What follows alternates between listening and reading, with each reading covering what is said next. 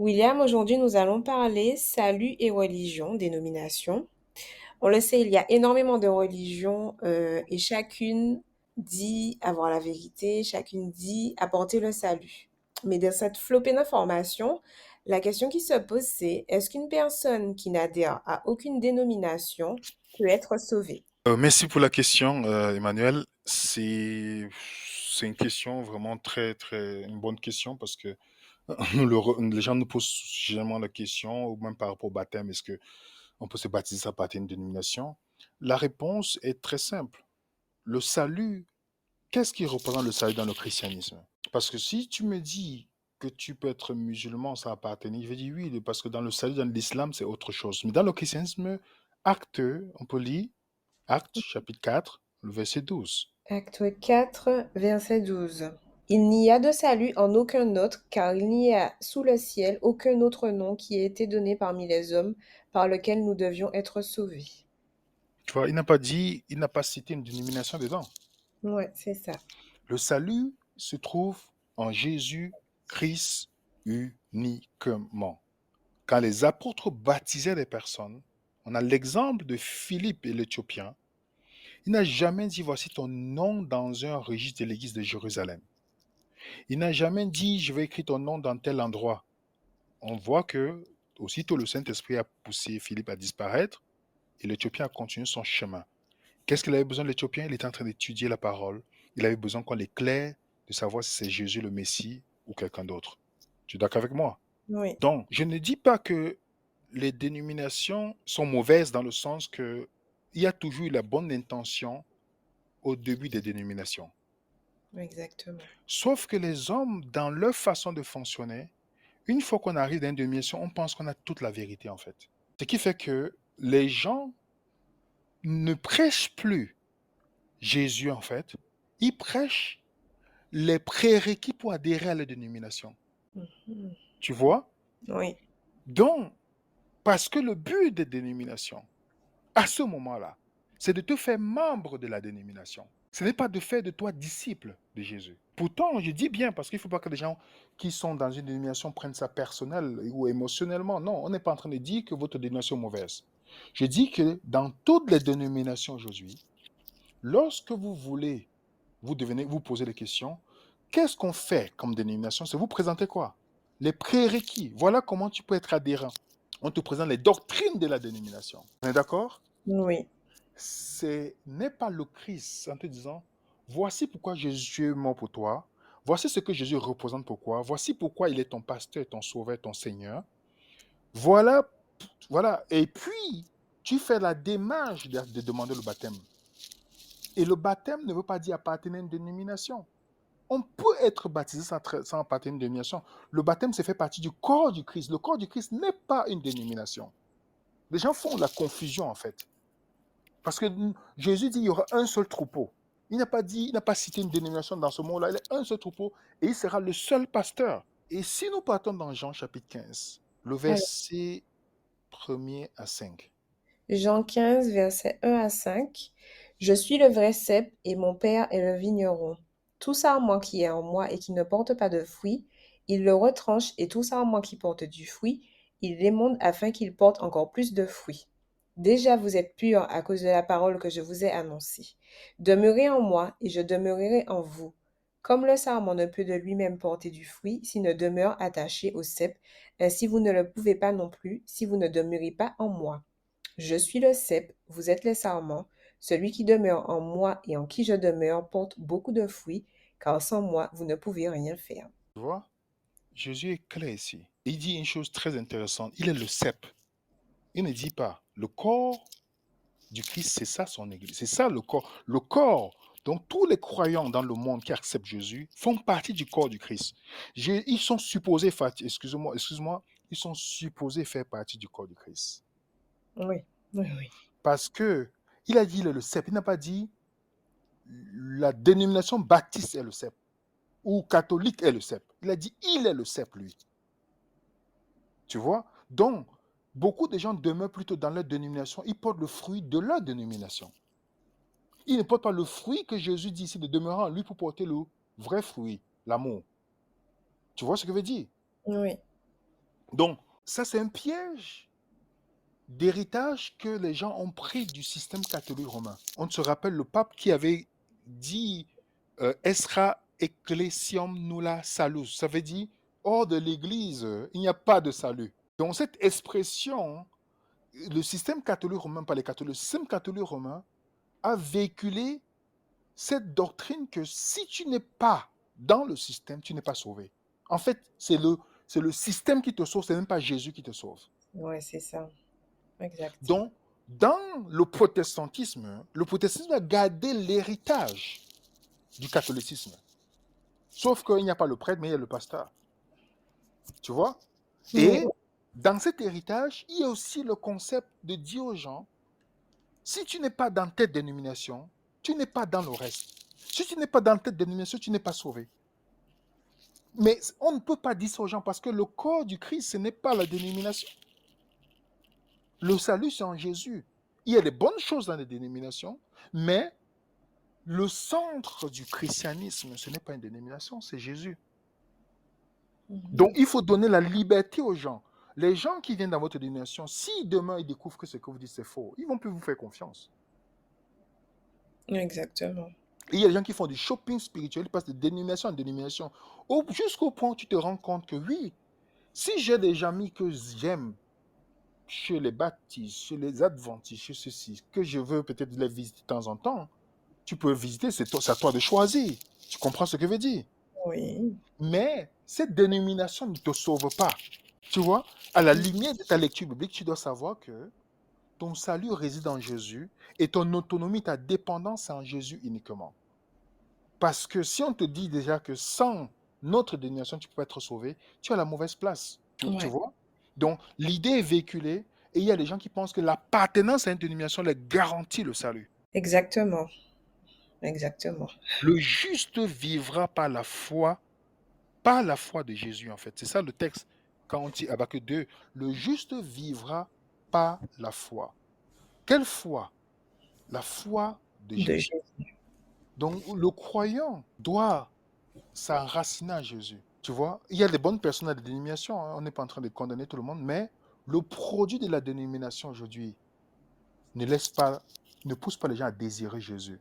Excuse-moi de ceux qui écoutent et qui ne prennent pas ça personnel, mais de ma petite expérience où je suis passé de dénomination en dénomination devenant chrétien, je peux te dire, ce n'est pas là que j'ai commencé à comprendre qu'il faut que je me tourne vers Jésus. Je défendais plutôt la croyance de la dénomination, des dénominations d'où je suis passé.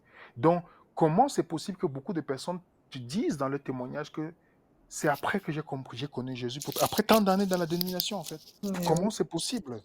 Comment c'est possible qu'on commence à avoir les mêmes comportements que beaucoup de gens dans la dénomination? Ça veut dire que si quelqu'un n'est pas d'accord avec toi, qu'est-ce qui se passe? Tu ne lui parles plus. Tu l'évites. Tu commences à faire voilà, tous tes trucs dans ton coin. Est-ce que Jésus ferait ça? Non. Non. Ça veut dire que quand les gens se pensent souvent supérieurs en appartenant à une dénomination, cette supériorité, ce n'est qu'une illusion en fait. C'est une illusion. Parce que quand tu comprends que Jésus est le centre de tout, la Bible, la Bible, ce n'est pas un livre de loi nécessairement, mais la Bible, c'est l'histoire de Jésus. Il nous montre comment il nous sauve à travers Jésus.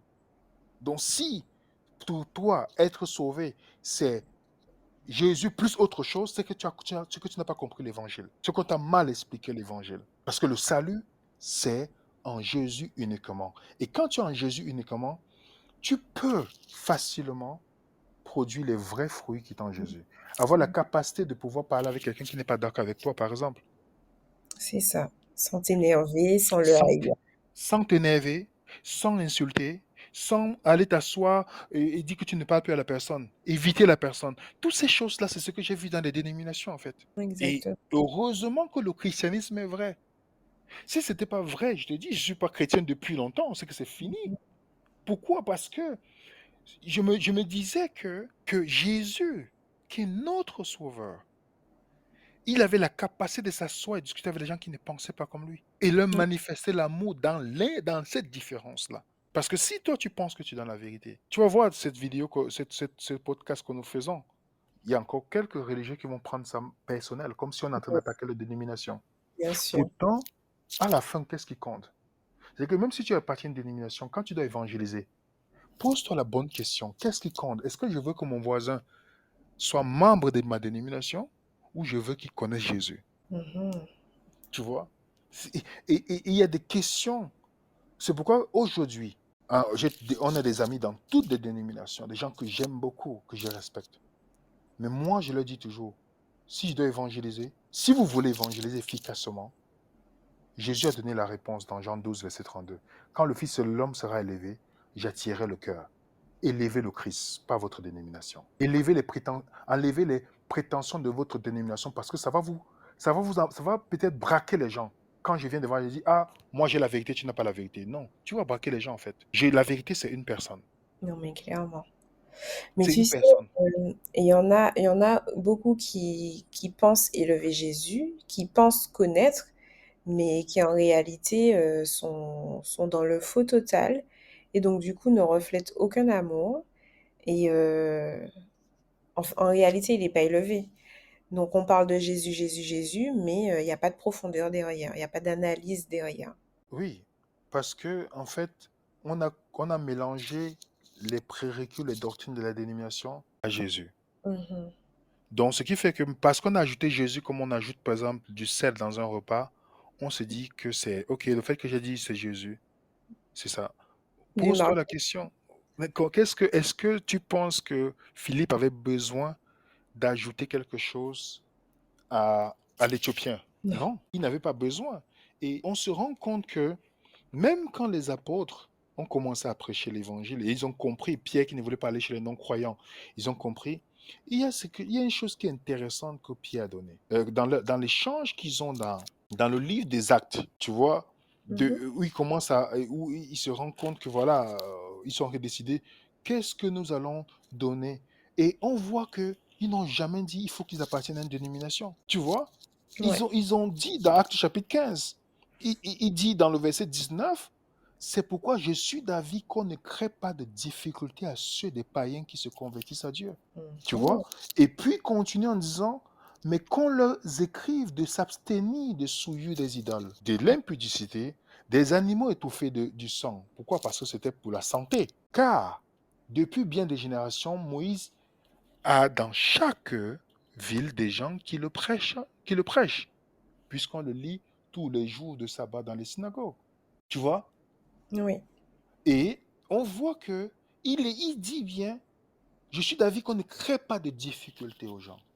Donnons-leur la simplicité. Maintenant, s'ils disent qu'ils veulent venir vous rencontrer, ou vous allez peut-être vous rencontrer, que ce soit dans une maison, dans un bâtiment, ok, ils sont libres, mais donnons-leur l'essentiel, ce qui est important, ce qui est nécessaire, sans leur créer des difficultés. Donnez-leur le Christ. Et chaque fois que vous enseignez maintenant, quand vous avez parlé de Christ, vous montrez maintenant qu'est-ce que Jésus fait en fait. Vous voulez le montrer Voilà. sur, sur telle chose? Qu'est-ce que Jésus dit sur ce sujet-là? Voilà un peu ce qui va les aider. Tu le dis, chaque fois que tu as une question, qu'est-ce que Jésus dit sur le sujet? Parce que moi je dis ça, parce que quelqu'un, qu'est-ce qu'il dit sur le sujet? Parce qu'il est devenu disciple de Jésus-Christ, en suivant le Christ, les choses seront plus faciles pour lui. C'est ça. C'est ça, mais on est venu rajouter des difficultés. Exactement, il y a beaucoup de difficultés qui sont malheureusement, je ne sais pas si c'est à dessein ou pas, je ne juge pas les intentions des gens, on n'est pas en train de condamner une dénomination ici. On dit simplement, si vous êtes dans une dénomination, que vous aimez beaucoup votre dénomination, ce qui peut être normal, peut-être c'est votre moyen de sécurité, c'est tout, tout, tout. Après, vous avez des liens émotionnels et familiaux, les amis, ça, c'est autre chose. Mais de grâce, quand vous rencontrez quelqu'un qui demande, qui veut connaître Jésus, présentez-lui le Christ. Montrez-lui le Christ historique. Pourquoi Jésus? Qu'est-ce qu'il est venu faire? Qu'est-ce qu'il fait actuellement? Montrez-lui tout ce qui concerne Jésus. Et la personne vous demandera le baptême. Jésus a dit, allez et faites des nations Des disciples. des disciples. Pas, des- pas des membres, des disciples. Des disciples de qui? D'une dénomination ou ses Non. disciples? Ses disciples. Et vous allez voir que vous allez vous simplifier la tâche. éviter beaucoup de difficultés. Parce que à la fin, quand les gens seront persécutés, s'ils n'ont pas eu cette assise, cette profondeur envers le Christ, ils vont abandonner le christianisme. Imaginez dans votre dénomination s'ils sont déçus. Combien de personnes sont déçues de dénomination en découvrant par exemple qu'un enseignement n'est pas biblique? Mhm. On a Imagine, imagine que tu dis à quelqu'un, nous sommes le reste, nous avons toute la vérité. Et que finalement, quelqu'un dans sa démarche personnelle se rend compte que ce qu'il croit, c'est faux. Ce que vous lui avez enseigné, c'est faux bibliquement. Qu'est-ce qu'il ne va pas remettre en question sur les autres? Tu vois la différence? Mhm. Donc, pourtant, si tu enseignes en disant, c'est Jésus que tu suis, dans ma dénomination, nous sommes des hommes, on ne connaît pas toutes choses. Malheureusement, ce n'est pas comme ça que la dénomination se présente. Elle se présente ayant tout connu. Pourtant, on grandit dans la connaissance. On grandit parce que la vérité, c'est une personne, c'est le Christ. On grandit dans notre connaissance de Jésus tout le temps. Donc, je pense pour répondre à la question, on peut être sauvé sans dénomination. Oui, on peut être sauvé sans dénomination. Le salut réside en Jésus uniquement. Présentons le Christ aux gens et dans leur démarche, ils grandiront. Et à la fin des temps, quand il n'y aura ni bâtiment religieux, quoi que ce soit, vous leur avez donné le grand trésor qui est Jésus-Christ. Parce que c'est le seul qui sauve. C'est le seul. Le seul et l'unique. Exactement. Ben, William, je te remercie d'avoir répondu à la question. Rappel de quelques passages qu'on a utilisés pendant l'épisode. Donc, acte 4, verset 12, Jean 15, verset 1 à 5, Jean 12, verset 32 et acte 15, verset 19 et suivant. Exactement. Voilà, je te remercie pour avoir traité le sujet avec moi. Je te dis à bientôt pour un nouveau podcast. Bye Oui, à bye. bientôt, Emmanuel. Ciao, ciao.